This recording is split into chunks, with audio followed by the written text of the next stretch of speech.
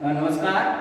आज मैं BA second year में जो द्वितीय वर्ष है उसमें पढ़ा रहा हूँ।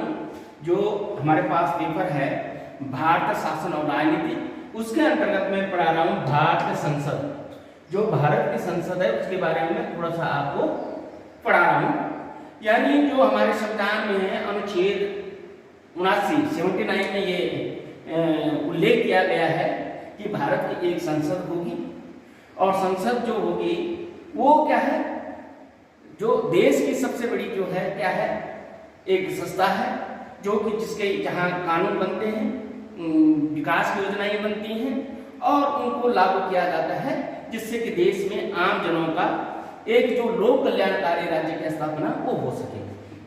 अब भारत संसद में क्या क्या है? भारत संसद के 3 हिस्से हैं। नंबर 1 है राज्यसभा और नंबर 2 है लोकसभा और नंबर 3 उसका पार्ट है राष्ट्रपति। यानी इन तीनों पर मिलकर संसद बनती है।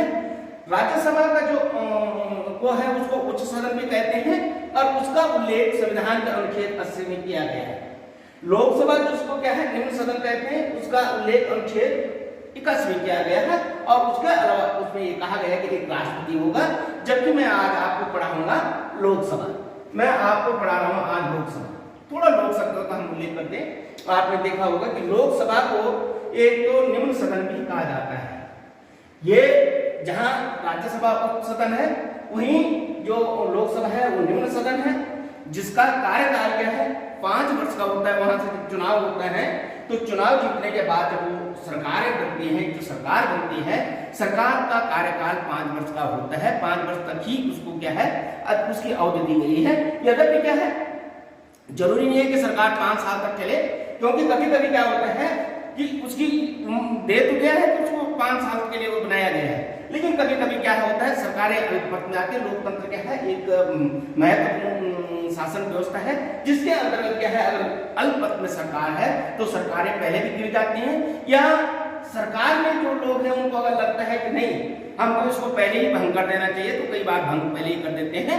और कई बार क्या अपने स्वार्थ के लिए भी पहले भंग कर दिया जाता है। उनको लगता है कि इस समय चुनाव में हमको लाभ मिल सकता है, इसलिए वो पहले भंग करके उसको 5 साल से पहले भी भंग कर सकते हैं। लेकिन उसका जो कार्यकाल है वो अधिकतम 5 वर्ष का है। और इससे अलावा अगर कभी इमरजेंसी, कभी कोई ऐसी घटना, गृह युद्ध, बाह्य युद्ध या आपातकाल की स्थिति आती है तो इसको 6 महीने के लिए बढ़ाया जा सकता है और 6 महीने के लिए 2 बार बढ़ाया जा सकता है। फिर 6 महीने के बाद उसमें क्या है चुनाव बुलाने आवश्यक हो जाते हैं। तीसरा है प्रत्यक्ष चुनाव से निर्वाचित। जो लोकसभा के सदस्य हैं उनका चुनाव प्रत्यक्ष होता है। और आपने देखा होगा जो भारतीय संसद में जो लोकसभा के सदस्य हैं वो विभिन्न क्षेत्रों से चुनकर जाते हैं। आपने देखा होगा उसके लिए क्या है आम जन जिसकी उम्र 18 साल से ज्यादा हो चुकी है वो उसके लिए वोटिंग करता है। अब वोट करने के बाद उसका चुनाव होता है और चुनाव होने के बाद वो जो जीत गया वो क्या है लोकसभा का सदस्य होता है। उसको क्या है उसके लिए क्या योग्यताएं हैं, योग्यताएं क्या होनी चाहिए?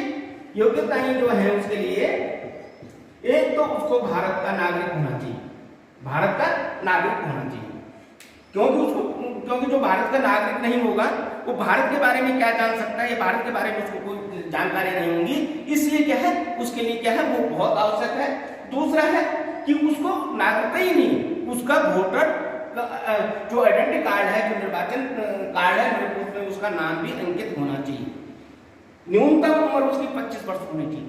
जो चुनाव लड़ेगा लोकसभा का जो चुनाव लड़ेगा या चुनाव लड़ने के लिए जो ये सदस्य माना जाएगा उसकी उम्र कम से कम 25 वर्ष होनी चाहिए। 25 वर्ष से कम उम्र वाला उसको चुनाव नहीं लड़ सकता है। तो उसके अलावा क्या है कि जो लोकसभा की सदस्य संख्या है वो अधिकतम 552 है, जिसमें से वर्तमान समय में 545 है और राष्ट्रपति द्वारा 2 सदस्य नामित किए जाते हैं। ये 545 और 552 के बीच में भी एक वो है कंट्रोवर्सी, या ये आप ये कहें कि कंफ्यूजन से हो जाता है कि ये ऐसा क्यों है। क्योंकि क्या है कुछ सदस्य क्या है कुछ सीटें लोकसभा में आज भी जो पाक अधिकृत कश्मीर है उसके लिए छोड़ दी जाती हैं। यानी अभी भी उनको उसको भारत का जो पाक अधिकृत कश्मीर जो पार्ट है वो भारत का हिस्सा है और उसके अलावा उसके हिस्से की जो सीटें हैं वो खाली छोड़ दी जाती हैं। इसलिए क्या है अधिकतम आप 552 सदस्य कर सकते हैं, लेकिन वर्तमान समय में 545 सदस्य हैं, जिनमें 2 सदस्य क्या है राष्ट्रपति द्वारा नामित किए जाते हैं, वो एंग्लो इंडियन के हो सकते हैं या क्या है वो उस पर डिपेंड करते हैं एंग्लो इंडियन के।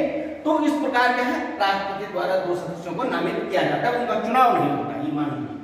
राष्ट्रपति जो है राज्यसभा और लोकसभा का संयुक्त अधिवेशन बुलाता है और उसकी अध्यक्षता करता है, अधिवेशन बुलाता है। उसमें क्या है वो अपने अभिभाषण में क्या है तो सरकार की जो नीतियां होती हैं उनको बताता है, उनको क्या है उसमें वो ये बताता है कि आने वाले समय में जो सरकार की नीतियां हैं उनकी क्या होंगी, किन किन पे वो काम करेंगे। उसके अलावा क्या है जो लोकसभा है, लोकसभा में ये क्या है अध्यक्ष होता है, एक उपाध्यक्ष होता है, और अध्यक्ष और जो उपाध्यक्ष होता है उसकी जो नियुक्ति है वो जो सदस्य होते हैं, जो लोकसभा द्वारा चुनकर जो सदस्य जाते हैं उनके द्वारा चुनाव के बाद ही किया जाता है।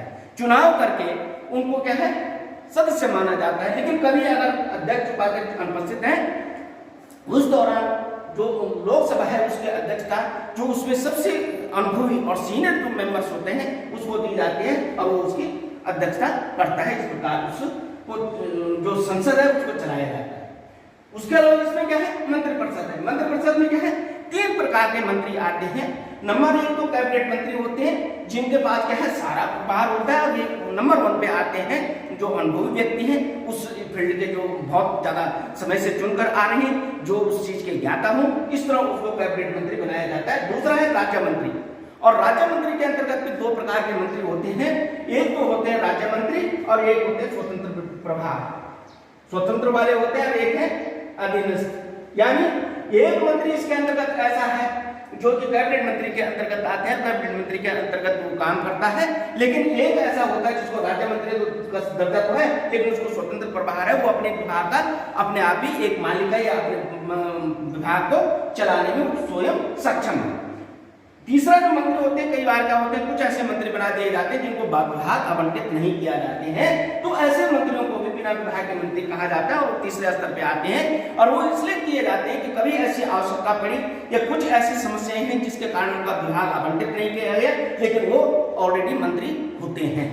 जो मंत्रिपरिषद का अध्यक्ष होता है वो प्रधानमंत्री होता है और प्रधानमंत्री उसकी अध्यक्षता करता है। अब मैं ये चीज बताऊं लोकसभा का जो निर्माण है वो सरकार कैसे बनती है, जब इसका चुनाव होता है और चुनाव में जो पार्टी सबसे ज्यादा सीट जीत कर आती है, बहुमत में आती है, वो अपने 20 से 1 क्या है सदस्य को चुनकर राष्ट्रपति को भेजती है कि ये हमारा प्रधानमंत्री होगा, और उसी के आधार पर वो माना ही जाता है कि इन सबकी नियुक्ति क्या है राष्ट्रपति करता है। लेकिन होता क्या है राष्ट्रपति भी प्रधानमंत्री की अनुशंसा पे या प्रधानमंत्री की सलाह पर ही इन सारे मंत्रियों की जो मंत्रिपरिषद के अंतर्गत आते हैं प्रधानमंत्री की इन सबकी नियुक्ति करता है, और उसी को राष्ट्रपति को भी ही उनको हटाने का अधिकार है, लेकिन वो भी क्या है प्रधानमंत्री की अनुशंसा। तो ये आज मैंने थोड़ा सा आपको मोटे तरीके से भारतीय संसद के बारे में बताया है, और मुझे ये लग रहा है कि मुझे विश्वास है कि आपको ये समझ में आया होगा कि किस तरह का है। फिर मैं अगले बार दूसरे टॉपिक के साथ आपके सामने उपस्थित दूंगा। तब तक के लिए धन्यवाद।